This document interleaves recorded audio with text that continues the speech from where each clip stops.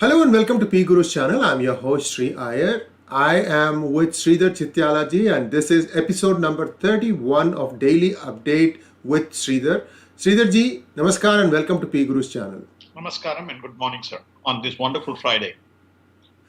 So, viewers, we have some developing news coming out of the line of control area around Uri, and we are going to show you that video as we have captured. We have been provided some video evidence of what is happening as we speak. So, I'm going to switch directly over to that, and we'll take a quick look at that.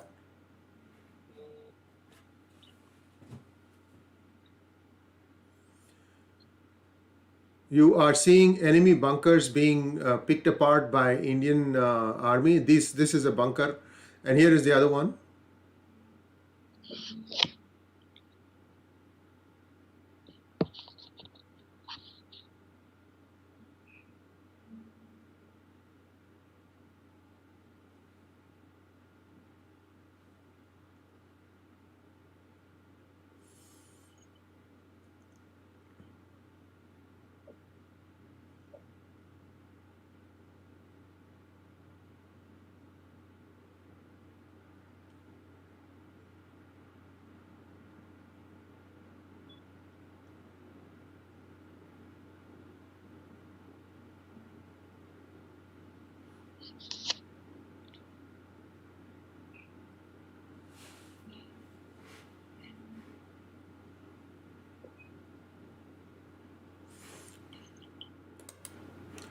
So that was action that was observed today at the LoC in three different areas. Three civilians and three soldiers are afraid to be killed on the Indian side. This is developing news. There will be a detailed story on pgurus.com. So please stay tuned. Sridharji, let's get back to our main programming.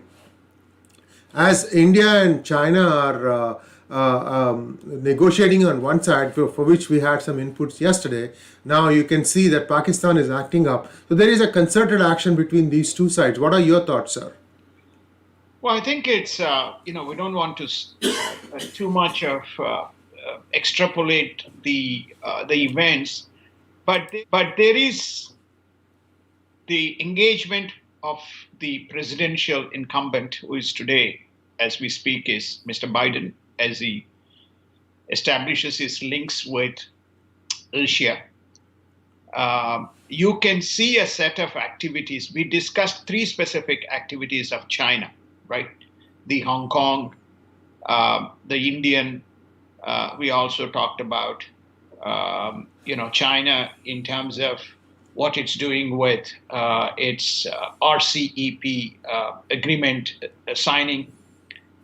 It also, we saw two more news items, that it conducted two online seminars or sessions which brought Pakistan, Bangladesh, Sri Lanka, and Nepal together. It also had a session with Pakistan and Afghanistan. And there's a perceptive kind of feeling that the change in the defense establishment taking place currently under Trump has to do with, the news report has to do with the withdrawal of armed forces from US armed forces from Afghanistan. So what it simply implies is that there is a perceptive anecdotal feeling that there is a strong alignment between Pakistan and the present regime, with the incoming potential Biden administration, relative to Trump, who has been very strong on Pakistan. So I don't want to extrapolate, since you have asked the question, but the fact that there is this activity taking place, which is just one-off or which is just a sequence of events, we don't know. But it's also equally important that Mr. Dume, who is an avid critic of Modi in many ways, wrote an op-ed piece in WSJ, Wall Street Journal, just after Mr. Modi had won nationwide by polls and Bihar state, saying that Mr. Modi has had a great run violating human rights violations under the nose of President Trump for 4 years. Mr. Biden is now he's not going to have the same writ under Mr. Biden. So all these kind of factors, can only be triggered by a chain of events rather than somebody waking up one day morning and saying, okay, we'll do all this. Well, Mr. Sadanand Dume should have been able to provide some proof for his assertions, and we'll wait to see that. And this is normal. There are some people whose I mean, if I have to go back and draw a metaphor in Indian parlance, it's like the dog's tail. You can never straighten it out, and they're always now beginning to come out of all the woodworks and then starting to make exaggerated claims. Whereas there is proof for the whole world to see that Mr. Modi and Amit Shah wanted the world to see the mayhem being done right under the nose of Trump's visit to Delhi on February 24th and 25th. It was there for all to see the kind of carnage that was wrought upon by the minority community on majority community. There are lots of cases going on right now. But if this is what it takes to prove to the West that India is secular, so be it. But this is something that, this is not something that is new. Every new government will start taking this hard bargaining position only to find out that, they have been taken for a ride. And if Mr. Biden, despite being a vice president for 8 years, wants to be taken for a ride by Pakistan, good luck. I think what I would expect as a president of the United States is that he would govern the country for all Americans. The rancor about the election is kind of coming to an end, and it is time to look for what is good for the world and then perhaps what is good for America. Sir, I'm going on a rant here. I don't mean to. So I would like to ask you, let's just do a quick compare between Biden's approach and Trump's approach to three different countries, like, for example, Iran, China, and so on. So perhaps you can kind of differentiate, and also taxes. What you think are going to be coming down the pipeline, the Wall Street Journal article notwithstanding? Well, I think that there are four essential issues. We should put up the slide. President Trump walked away from the Iran nuclear deal. Mr. Biden is saying that he is going to go back to the new deal that was signed as the Obama administration transitioned to President Trump. So there's the first difference.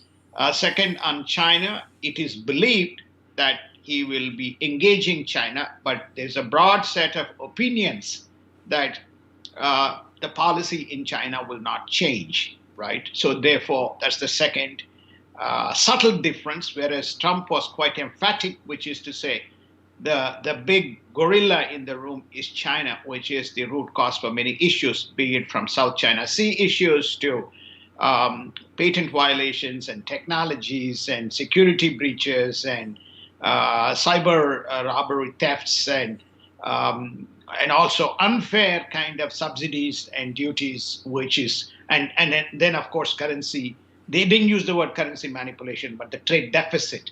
Right, he has brought trade deficit by close to $300 billion in a short span of time, demonstrating that there is a fundamental kind of difference between at least on Iran, China, and then in terms of his, he has indicated that he's re-engaging with Asia, and he's also going to re-engage with the European kind of allies in a different format. The word that he uses is he's going to talk to everybody, rather than people, who are, at least in the Trump's context, he engaged everybody.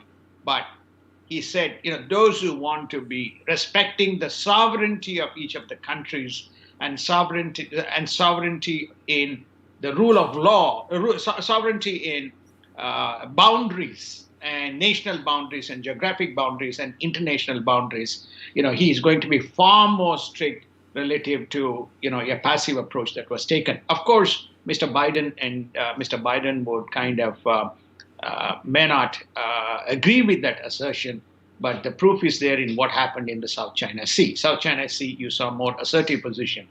Again, in Taiwan, you may see much more active position of Trump, where you saw the surface-to-air missiles as well as the drones being supplied and sale completed, which you may not see such an aggressive posture from Biden. On the China situation, No president has stood by India as Mr. Trump did. Trump did. Yes. So there's been much more kind of softer approach you may see. He says, you do or you kind of guys deal with the issue, right? So you may see same. I think we discussed Tibet, whether he would be going after the one Tibet policy or just leaving it to Chinese. Well, human rights is something that Mr. Biden only talk about Kashmir because some of his people have raised Kashmir as an issue? Or would he go and talk about Uyghur Muslims? Or would he go and talk about democracy and suspension of the Legislative Council in Hong Kong and the sovereignty and the rights of Taiwan? We don't know, whether there is, he has a predisposed view, but once acquiring a presidential position can take a different posture. Trump will say, I'm still the president. I'm the president until such time all votes are counted. But assuming if Biden comes, relative to your question, I'm giving the answer as to what you can see as the fundamental differences between the two approaches. Quad was given a big importance and that became the platform for the whole of Indo-Pacific, as well as Indian Ocean strategy, as well as South China Sea. Whether such an aggressive posture would be taken by Biden, we don't know. You have seen in number of Asia developments, right, as an extension of this, as to what was the chain reaction of events that is taking place. Thank you, sir. And let's take a look at economy and the Fed governor, Fed chairman, Jerome Powell has expressed some concerns about the stimulus size. Perhaps we can take a quick look at that, and then we want to also look at the tech sector real quick, sir. Okay, so I think on the economy side, I think Mr. Powell was addressing the European Central Bank. He made three distinct observations, which is pandemic has effectively changed the dimension of mindset as well as the way the world is going to be reshaped in the days to come. People have been, confined to their homes almost close to a year, and now we are talking about, at least in the United States, shut down for another 6 to 8 weeks. France, Germany, UK are all in shutdowns. They expect to be open by Christmas time.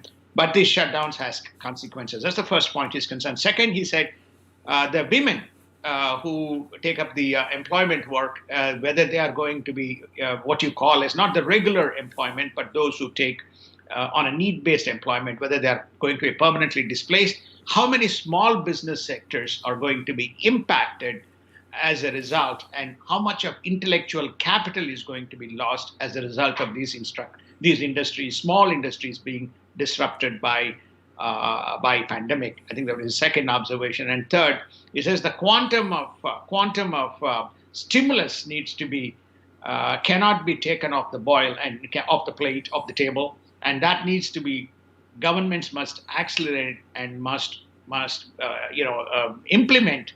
And I think we saw India yesterday announce its second package. We're still waiting for a package here in the United States. So those were his kind of observations. For the first time, a central bank governor expressing concerns about the human dimension and the costs associated with the pandemic, which obviously a monetary tool cannot help. That was his point. Yes, indeed. And the second package was politicized. This was a hard bargain that the Democrats drove.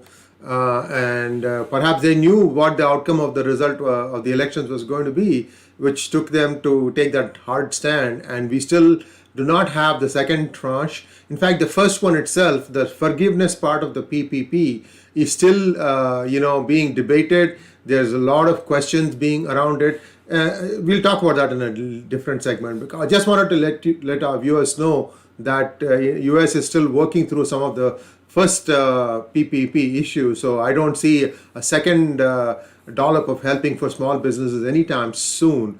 Sir, taking a look at tech, I wanted to have your inputs on the growth of Disney online streaming platform as opposed to an established player like Netflix. And unfortunately, I'm not able to show you the slide here today. I just didn't have the resources to do it. But in terms of numbers, since you are a numbers person, perhaps you can share how fast Disney, along with its partners like Hulu, has come together to challenge the leader. I think just to give a base reference case here, the market leader is Netflix with about 195 million subscribers.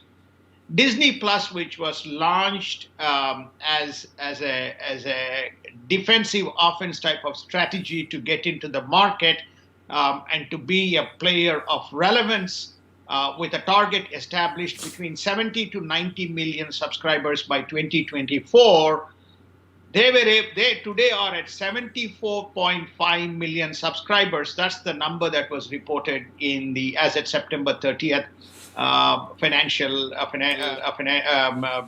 their earnings report, which is a stellar progress in terms of what Disney has been able to accomplish. Remember that online streaming is not just purely about content, but Disney has a number of content assets and channels all around the world. They are second to none in terms of as a brand and in terms of content that resonates with public audiences. So therefore, if you take the 74.5 plus, I think they have about 10.3 million or 10 million plus, let's assume, the ESPN subscribers plus their Hulu subscribers, which is I think about, if the numbers are correct, about 34 million subscribers in Hulu. So you're talking already about close to 128, 130 million subscribers across the combined three online categories. So, and if we go back, we covered in one of the sessions the vertical integration of their media business and their online streaming business as a unified kind of medium. And within one single kind of an organizational structure that basically implies where the eyeballs are is where the advertising is going to be, where the product and the product value proposition is going to be by way of reach. So marketing excellence, customer excellence, product excellence, brand excellence, and being there where the customers are, Disney is demonstrating that it has the wherewithal on a technology platform that it can compete even with the most disruptive players because it is a player of such substance. That's the key takeaway from the Disney announcement, Disney results, and where the tech is heading especially on the online content space. Yes, indeed. And stay tuned. As you all know, in India, we have several OTT platforms now. Everybody's thriving. Although there was a new law that was passed yesterday by the Information and Broadcasting Ministry, or I think a new order that came down. And that is trying to establish the online platforms also to be under the ambit of the Information and Broadcasting Ministry. I don't know if that's going to have a challenge in the Supreme Court, but we'll see how it plays out. But thank you very much. Have a great weekend, and we'll be back as always on Monday at 8 a.m. Eastern Standard Time and 6:30 p.m. Indian Standard Time. Namaskar and all the best. Namaskar. Thank you. Happy Diwali and happy Dhanteras to everybody in India and all around the world. Yes, indeed. And PGurus wishes all its viewers a happy Diwali, and stay safe and be careful when you light your crackers. I don't know what are the local laws. Certainly in San Jose, where I live, we cannot burst crackers. We can only do some color sprinklers and things like that. But be that as it may, stay safe, stay home, and have fun. Namaskar. Namaskar. Thank you.